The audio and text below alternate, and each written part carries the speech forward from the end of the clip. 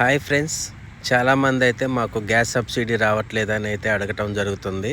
మీరు ఈ చిన్న ప్రాసెస్ ద్వారా మీరు ఇది కంప్లీట్ చేసుకోవచ్చు. మీరు ఒకసారి మీ గ్యాస్ ఏజెన్సీ దగ్గరికి వెళ్ళి గ్యాస్ బుక్కు మరియు అదేవిధంగా మీ ఏ అకౌంట్లో పడాలి మనీ అనుకుంటున్నారో ఆ అకౌంట్ తీసుకెళ్ళి వాళ్ళకి ఇస్తే లింక్ అయి ఉందా లేదో చెప్తారు. లింక్ కాకపోతే లింక్ చేయమని చెప్పండి. లింక్ చేసిన తర్వాత ఆ gas connection plus Aadhaar number plus ఇదే విధంగా బ్యాంక్ అకౌంట్ కూడా లింక్ అయిపోతుంది. దాన్ని ఏదైతే ఉందో ఆ సీడింగ్ చేసిన దాన్ని ప్రింట్అవుట్ ఇవ్వనండి. జస్ట్ మీరు బ్యాంక్కి వెళ్ళి మీరు ఏ బ్యాంక్ అకౌంట్ అయితే ఇచ్చారో ఆ బ్యాంక్ కాడికి వెళ్ళి ఎన్పిసిఐ లింకు వస్తేనేమో ఆ విధంగా చెప్పండి.